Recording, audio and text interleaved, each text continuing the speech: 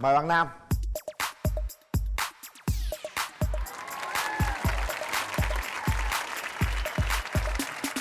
Mời bạn nữ.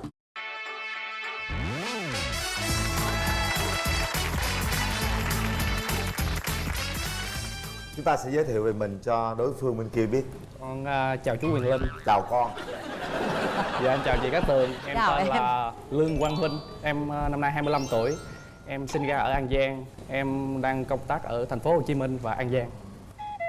Em Tức là có- công tác hai nơi luôn. Dạ đúng ạ. Lúc đi lúc về. Dạ. Làm nghề gì em? Kinh doanh cho gia đình, kinh doanh về trứng gia cầm.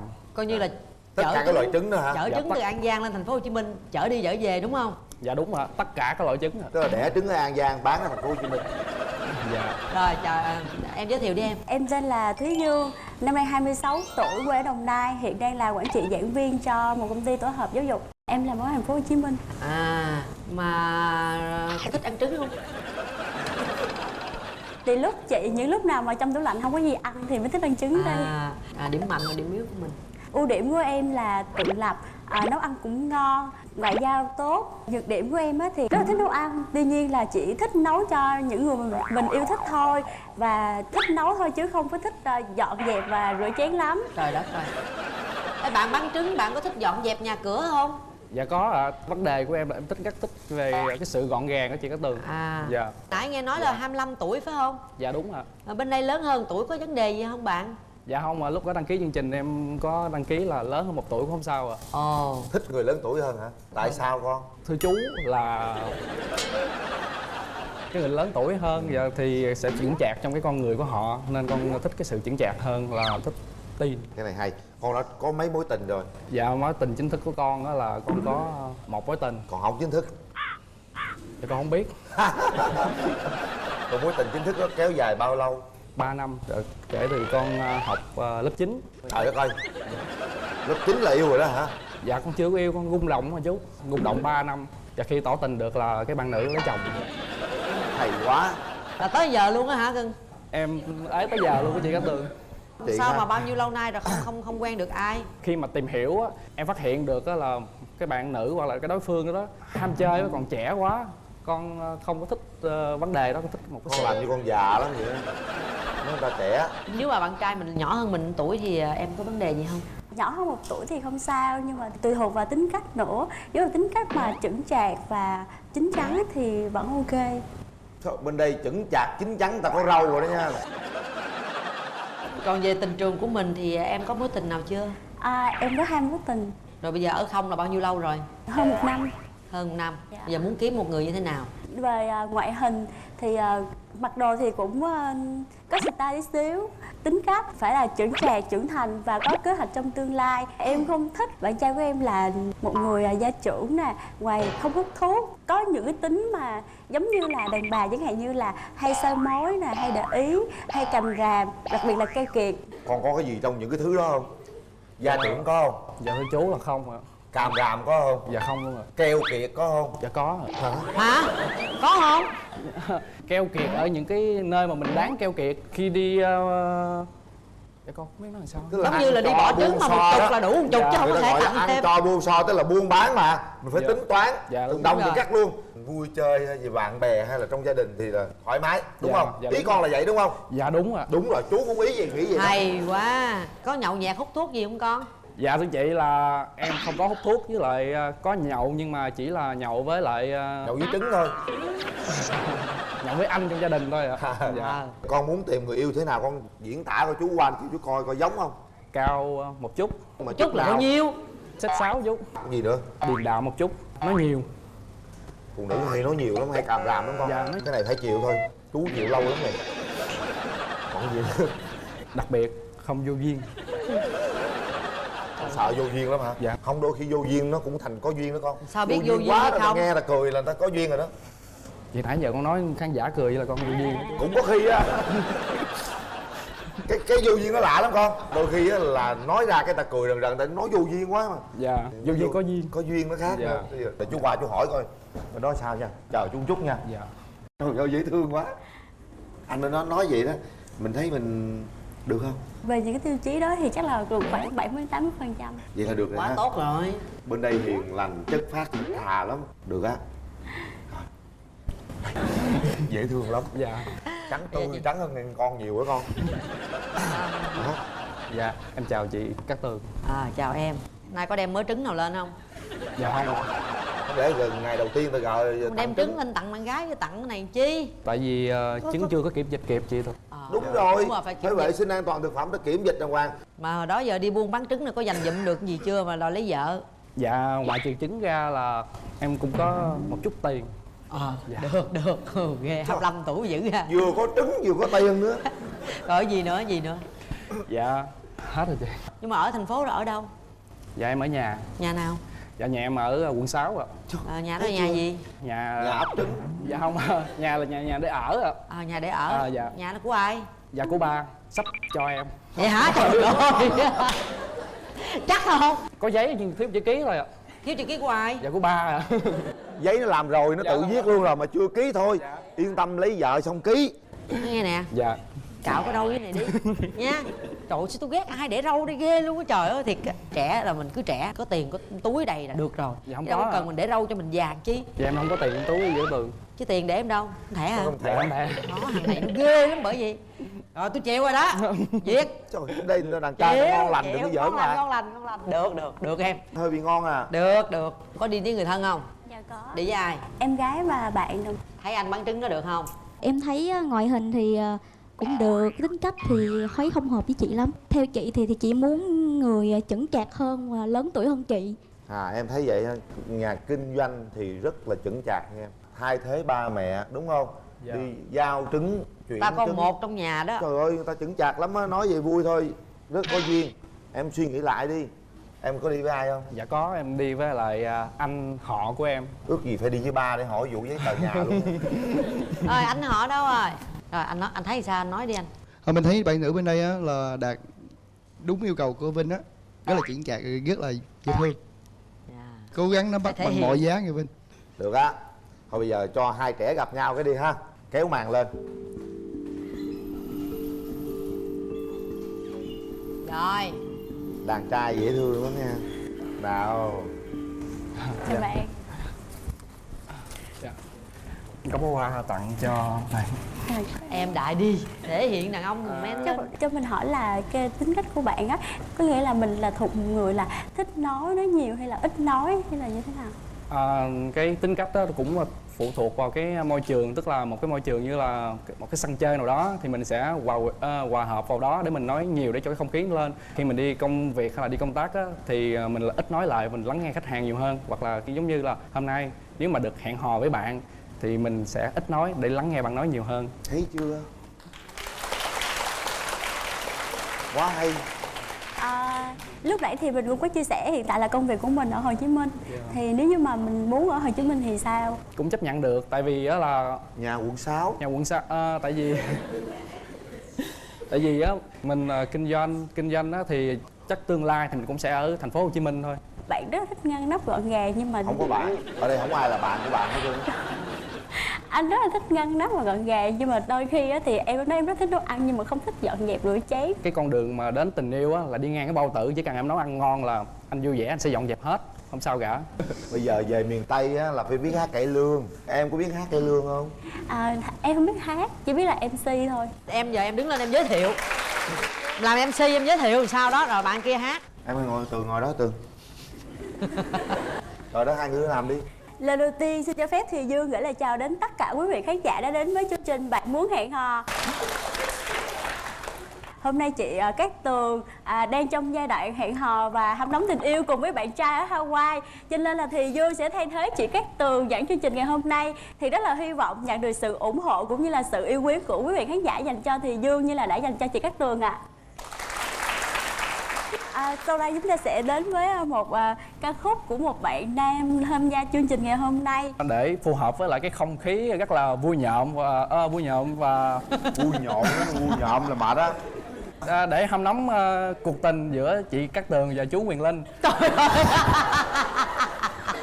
Em xin gửi đến một trích đoạn cải lương phù hợp với lại không khí, đó là tiếng trống Mai Linh. Được. Giờ con ca khúc đầu hay là điệp? Trời, thì muốn khúc Đoạn nào hay nhất? Phu nhân ơi, khăn trống đêm nay sẽ làm trắng đêm tâm sự, thì ba lại tạ từ của phu nhân cũng tròn tình vẹn nghĩa. Dạ hết. Vậy thôi hả? Dạ. Giới thiệu hoành tráng ngôi hát bể. Lỡ tao bán vé rồi ra bể kèo thiệt luôn á. Hai đứa bạn làm trai coi chút đi bữa coi cưng. hoành tráng coi thôi. Mây vừa ghé qua rừng, mây vừa ôm em đây. Sau khi du tìm tóc em và tìm bờ môi phai. 1, 2, 3 bấm nút. Nó hư rồi. Bây giờ chúng ta nói chuyện về tình yêu. Khi mà kéo màn lên, khi gặp được em á, thì bây giờ thì rung động rồi. Chắc chắn là anh sẽ nắm bắt cái thời cơ đó. Chưa gặp thì em nghe cách nói chuyện như vậy thì chắc chắn là đúng là như em nghe em nói sẽ không phù hợp. Nhưng mà khi gặp lại thì thấy cũng không như lúc đầu em nghĩ, cho nên là em đang cảm thấy hoang mang. Cái đó không phải là hoang mang, đó là sự thay đổi diệu kỳ đó em. Chúng ta sẽ có những cái phút, những giây suy nghĩ thật kỹ để nói lên tiếng nói của con tim mình. 1, 3. Xong rồi đó, 1, 2, 3 đó. 2, 3. Hết thời gian.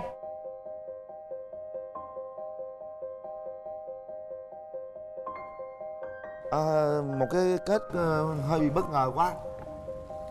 Lý do tại sao con không bấm? Câu cuối thì Dương nói là đang hoang mang. Những lúc như vậy á, chùng bước thì nếu đã chùng bước rồi á, không có cố gắng rồi thì bản thân con cũng sẽ là gọi là bất lực trong cái vấn đề mà gọi là bồi đắp thêm nữa. Bạn gái? Em chưa cảm nhận được cái Thôi, cái đó là chủ quyền lựa chọn các Sao bạn. cũng rất là tôn trọng quyết định của hai bạn. Mong rằng các bạn sẽ có nhiều cơ hội nữa. Đây là cơ hội tôi nghĩ rằng rất là tốt mà các bạn đã bỏ qua. Gửi tặng hai bạn nước xịt thơm miệng thảo dược Relax. Dạ, cảm ơn. Rồi, một chàng trai cũng rất bản lĩnh dễ thương, một cô gái cũng năng động ha. Thôi, mỗi người một con đường, chúng ta tự đi, tự tìm.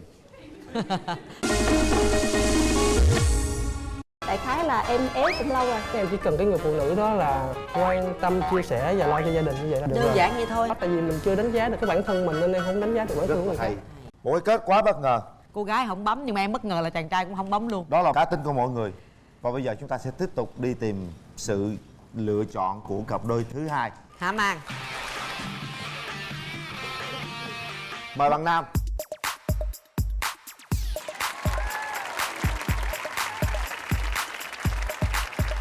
Mời bạn nữ. Mời đi bạn.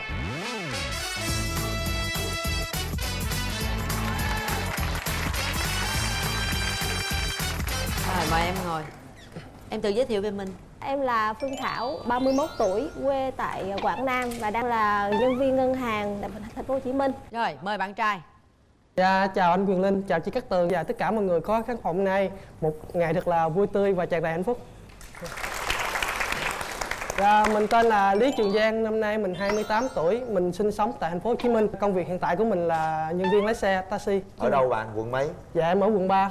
Chà, một bên có 28, một bên 31. Có vấn đề gì không ta? Đâu có vấn đề gì đâu, trời ơi. Em thì không vấn đề, 10 tuổi em cũng không vấn đề nữa. Mà nhiều khi mấy người ta tham gia người ta có vấn đề thì mình phải hỏi trước chứ. Dạ không chị, lúc đầu em cũng đã nói rồi là kiếm một người bằng tuổi em hoặc hay là lớn hơn em. Em va chạm với cuộc sống ngoài đời rất là nhiều. Nên em hiểu được cái tính cách những cái người mà lớn tuổi như thế nào đó, họ có chững chạc trong cuộc sống hơn. Là bạn có tự tin là bạn sẽ có thể bảo bọc được một người phụ nữ lớn tuổi hơn mình không? Dạ cái điều đó em chắc chắn. Dạ. Rồi, vậy để nghe cô gái chững chạc bên này chia sẻ một chút nha. Trước giờ bạn bè chơi với em thì thường nhận xét em là người hơi dễ dãi một tí, ham chơi chị. Nếu mà yêu cầu về chững chạc thì em sợ em không đáp ứng được cái đó lắm đâu. Bạn trải qua bao nhiêu mối tình rồi? Dạ được 2 mối tình ạ. Nói ra nhiều quê lắm nhưng mà đại khái là em ép cũng lâu rồi. Tại sao ấy? Nguyên nhân? Chắc là do em lười lắm. Lười là lười cái gì? Tại vì công việc của em ngân hàng ấy thì về rất là trễ chị. Thường em muốn có cái thời gian uống cà phê, xem phim với bạn bè thân. Thì em thích hơn là phải bắt đầu một cái mối quan hệ nó gò bó Rồi mình tìm ra hiểu mình không... rồi này kia. Dạ, đúng rồi, nên là em lười. Lười có bạn trai. Dạ lười. Vậy tại sao bên đây là tìm đến đây? Dạ giờ gia đình đó thì cũng hối thúc rồi, phải quá, không? ba mẹ thì cũng lớn tuổi rồi. Nên là em muốn thoát ép. Muốn thoát ế phải không? Rồi, mời bạn trai. Bạn cảm thấy như thế Trải qua nào mấy với những mối chia tình sẻ đó. vừa rồi? Dạ em trải qua một mối tình khoảng cỡ 2 năm. Lý do tại sao mình chia tay? Bắt đầu gia đình cô ấy cũng chấp nhận, nhưng mà sau này thì gia đình cô ấy thấy cái hoàn cảnh của em, cái công việc của em, nên gia đình cô ấy là chuyển hướng cô ấy là kiếm một cái hướng khác nó tốt hơn. Và bạn chấp nhận để mối tình nó ra đi? Tại vì mình không có muốn cái ràng buộc mà một cái sự tình cảm nào đó mà ép buộc, nên em đồng cảm với cô ấy là nhường quyền quyết định lại cho cô ấy. Mình có thấy rằng mình có lỗi gì trong cuộc tình đó hay không? Dạ không bao giờ em có lỗi trong cuộc tình, tại vì quan điểm của em là sống như là cha mẹ của em vậy đó, thương nhau mà sống với nhau chỉ có như vậy thôi. Sao mấy năm rồi mình không tìm được người nào khác? Dạ có thể là do cái công việc ngày đây mấy đó, với vấn đề là cái thời gian của mình là sáng mình đi làm tới ngày mai mình mới về mình giao xe cho người ta, nên cái công việc của em thời gian hơi Khó chứ ha? Dạ. Bây giờ nếu như mà tìm được một nửa yêu thương của mình rồi, Dạ. thì mình tính tới cái điều gì xa hơn không? Dạ có, mình cũng lớn rồi, mình muốn có ổn định cái cuộc sống để cho gia đình mình với cha mẹ mình có một cái người con dâu nào đó. Nếu được thì khoảng bao nhiêu lâu em có thể đi đến hôn nhân được? Nếu mà được trong vòng khoảng 1 năm, tại vì hiện tại là mình đang ở nhà thuê. Tại ngày xưa em cũng có nhà cửa ở Sài Gòn, nhưng mà sau làm ăn này kia nọ trong gia đình biến cố nên mình thay đổi cái cuộc sống. Có thể là trong vòng năm sau mình có thể là mình mua nhà, xong rồi đó mình sẽ dự định cái chuyện kế tiếp tương lai xa hơn. Hay là có kế hoạch mua nhà rồi đúng đó. không? Dạ tính toán mua nhà rồi, thì bởi vì trong cái thời gian mà mình tìm hiểu là tới đó là vừa để mình tiến tới xa hơn. Trời. Ở cái cuộc sống. Một chàng trai rất là chững chạc. Bạn nữ mình định bao lâu thì tiến tới hôn nhân được? Dạ 1 năm là hợp lý ạ. Hợp lý rồi ha. Vậy bây giờ bạn muốn tìm một người bạn trai như thế nào? Về tính cách thì em thích bạn trai thoải mái. Dạ cho anh. Em cũng hơi nhỏ nên là em thích bạn trai cao một xíu. Cao có Cao cao. không? Cao không? Dạ cao. Cao. Không hói. Thôi gì? Người đứng kế bên cũng có hói. Không, anh thì không thuộc phạm trù của em rồi. Cái người kia cũng giống anh vậy đó. Vậy hả? Chết rồi. Tại sao không thích hói? Hói có dính dáng cho cái gì đâu. Hói sinh con đâu không có đẹp anh. Sao không biết hói sinh con không đẹp? Di truyền, cái bệnh đó là di truyền em biết. Cái đó sao gọi là bệnh? Hói miễn sao người ta thương vợ thương con, người ta lo lắng cho gia đình, người ta chung thủy thì được rồi. Hói đâu liên quan gì tới cái chuyện kia đâu. Cái người không hói đủ, người ta không thương mình, người ta không lo cho gia đình. Em chọn cái nào? Hói ít thôi. Hói ít thôi hả? Dạ, hói ít. Hói ít rồi từ từ nó sẽ hói nhiều, anh biết mà. Kiểm tra lại hói dữ không? Không anh, tại mới hớt tóc cao cao chút xíu Tóc thôi. gì làm gì hói quá, lấy với chì vẽ đen thù lùi vậy? Đâu có tóc em. Có rồi, có vậy thôi, có thôi. Đó, những cái yêu cầu bên đó em có Dạ. đáp ứng gì được không? Dạ được anh. Được ha. Tại dạ chào chị. Dạ. Đâu có đến nỗi nào đâu. Làm gì hói. Được, cao nhiêu? Dạ cao 1m7 chị. Được rồi, quá hợp lý rồi. Sao đen quá vậy? Dạ tại chạy xe ở ngoài nắng á, rồi nó nắng hất vô nên Đi xe taxi máy lạnh không mà. dạ mới lạnh, nhưng mà cái kiến mình nếu mà mình che lại á thì mình không có thấy được quan sát xung quanh. Cái nghề taxi là mắt mình phải lẹ ngó tới ngó lui để kiếm khách này kia nọ. Liếc qua liếc lại ha. Dạ. Hay vậy, lái taxi mấy năm mà giờ có tiền mua, chuẩn bị mua nhà được rồi. Dạ thì em chạy xe được 4 năm. Lấy xe là giờ khá lắm đó em. Khá lắm hả? Tháng 10 mấy triệu là bình thường. Dạ đúng rồi, nhưng mà nó hơi cực anh. Đúng rồi, Nó Đúng phải- rồi, mình mình thanh niên phải- mà, phải chịu cực Thì cái chứ. vấn đề cực này kia nọ em quen rồi chị ơi. Những cái người lái xe bây giờ có người lái xe tháng mấy chục triệu chứ không phải là 10 mấy triệu Dạ nữa. đúng rồi. Bây giờ em muốn người phụ nữ như thế nào? Em rất là đơn giản, em chỉ cần cái người phụ nữ đó là quan tâm, chia sẻ và lo cho gia đình, như vậy là được Đơn rồi. giản vậy thôi Đơn hả? giản thôi, em không có cần Không cái gì cần ngoại hình cao, ốm, Dạ không đẹp, quan xấu trọng. gì hết trơn hả? Em không có quan trọng cái điều đó, tại vì mình chưa đánh giá được cái bản thân mình nên em không đánh giá được bản Rất thân của là người hay. khác. Bây giờ lấy nhau về mình ở có làm dâu gì không em? Tại vì gia đình thì chỉ có một mình em thôi, em muốn là cái người phụ nữ đó là thông cảm và hiểu được cái hoàn cảnh của em để cho cái cuộc sống tốt hơn. Dạ. Có nghĩa là sẽ làm dâu đúng không? Ở với ba mẹ mình đúng không? Dạ nếu mà sau này không muốn ở thì có thể mình ra ở riêng. Dạ. Ok, vậy là quá tốt rồi. Được rồi, bạn trai quá chững chạc, công việc ổn định. Hôm nay em có đi với ai không? Dạ có mấy anh em đồng nghiệp. Chào anh chị. Anh nhận xét thấy cô bạn gái bên này như thế nào ạ? Đúng ý Giang rồi Giang, được á. Ok nha, còn anh thôi em á. Ủa đúng ý là sao, biết ý anh luôn hả? Dạ đồng nghiệp mà chị. Hai anh em chạy chung xe chứ. Dạ. Giang là người như thế nào anh? Giang hiền lắm chị, tốt bụng, hay làm từ thiện, rất tốt. Có tật xấu gì không? Không anh. Không nhậu luôn, không hút thuốc luôn. Không nhậu không hút Dạ. thuốc. Có bồ bịch lăng nhăng trên xe không? Không. Giang Gì là- vậy chị? Gì lăng nhăng trên xe? Thì lên xe cái chở cô nào đẹp cái hỏi em đâu, cho anh số điện thoại, Không cho có anh cho đâu. địa chỉ thì kia anh làm hoài. Ủa? Anh đâu có lái xe đâu làm. Khách xin thì có, với mình không có cho. Rồi, cảm ơn anh. Mình có đi với ai không em? Dạ em đi với các bạn đồng nghiệp ạ. Em chào anh Quyền Linh, em chào chị Cát Tường. Theo như những gì em quan sát từ hồi nãy giờ đối với bạn nam bên đây á, về ngoại hình thì có thể là đáp ứng được tiêu chí của chị Thảo rồi, đó là cao, không có hói, mặc dù tóc lại hơi ít một xíu. Mặc dù là nhỏ hơn chị Thảo 3 tuổi nhưng mà bên ngoài thì nhìn cũng rất là chững chạc. Và tính tình á, em cảm thấy là cũng là một người rất thoải mái. Chị Thảo thì là một người thích sống hướng ngoại, cho nên nếu mà một người phụ nữ quá thiên về gia đình á thì chị Thảo chưa phải là người như vậy. Nhưng mà chị Thảo là một người tính rất là tốt, một người là dễ tính nhưng mà không phải là dễ dãi. Em thấy là cũng khá tương thích với chị Thảo. Thì bây giờ là cho chị Thảo gặp mặt và trao đổi thêm thông tin về quyết định. Rồi, Kéo màn. mời hai bạn. Lần đầu tiên tới đây không có thì gửi tặng bạn nhưng mà Cảm ơn bạn. Thì công việc của mình là thường làm nguyên tuần hay là như thế nào? cái công việc của mình là một ngày chạy, một ngày nghỉ. Tức là mình sẽ thường là sẽ đi sớm và về rất là muộn. Dạ, do cái thời gian, tại vì á, mình ôm một chiếc xe như vậy đó, có thể là cái thời gian mình nó linh động. Có thể là trưa 1-2 giờ trưa mình cảm thấy mệt quá thì mình về mình nghỉ ngả lưng chút xíu, 1-2 tiếng, đầu ra mình chạy tiếp. Nó không có ràng buộc của mình. Chạy nhiều thì có tiền nhiều, chạy ít thì mình có tiền ít. Dạ đúng rồi, thôi. cái nghề taxi thì phải cày mới có tiền. Tại vì mình là rất là thích đi du lịch. Dạ. Bạn có thể sắp xếp được cái công việc mà. Dạ đúng rồi, vẫn được. Có Dạ thể là hoài. Làm như đi phỏng vấn như dạ hoài. Quê mình đó là ở miền Trung. Dạ. Hầu như là Tết nào cũng phải về quê hết. Mình rất thích đi, mình rất đi chơi xa, tại vì hồi nhỏ lớn thì sống ở Sài Gòn không à. Sau này mà nếu mà có tiến tới á, Dạ. thì Tết bạn có thể về quê mình để ăn Tết trong các ngày ví dụ như mùng 1, mùng 2, mùng 3. Được, cái đó có thể là mình đi được. 1, 2, 3 Tết là ngày kiếm tiền đó, đi.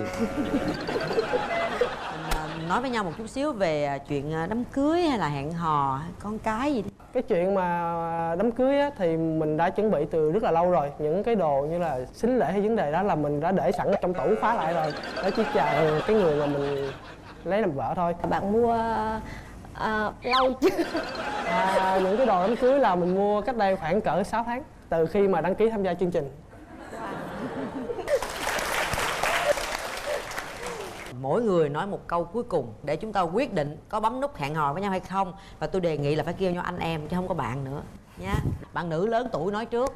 Ủa sao kỳ anh em mà sao lại cái anh em tôi thích vậy, tôi thích vậy. Rồi 2, 3.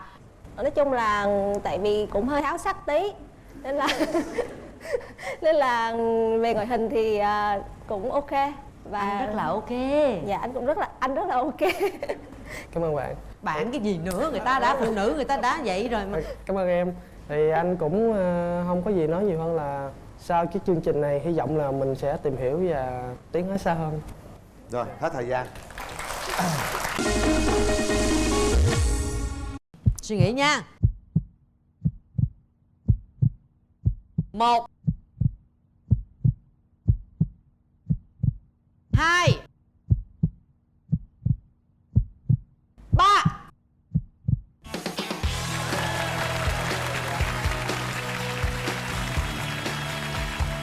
Chúc mừng chàng lái taxi ha.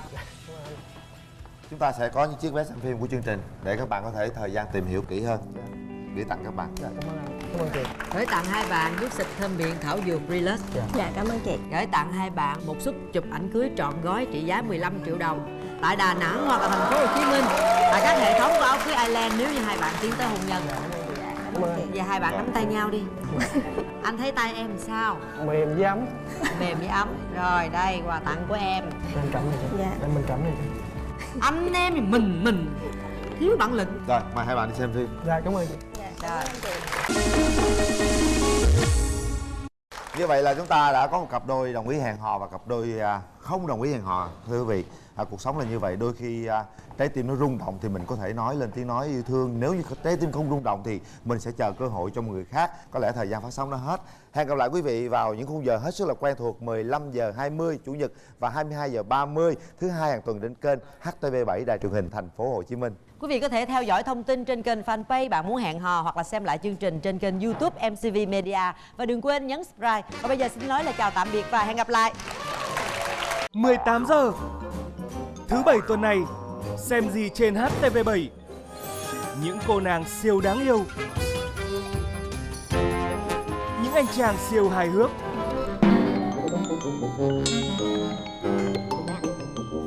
những chuyến đi thú vị, nhưng cũng lắm gian nan. Con đã lớn khôn, 18 giờ thứ Bảy hàng tuần chỉ có trên HTV7. 18 giờ Thứ Bảy tuần này, xem gì trên HTV7. Những cô nàng siêu đáng yêu, những anh chàng siêu hài hước,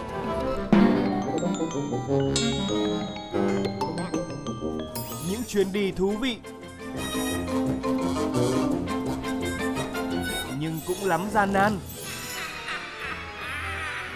Con đã lớn khôn, 18 giờ thứ Bảy hàng tuần chỉ có trên HTV7.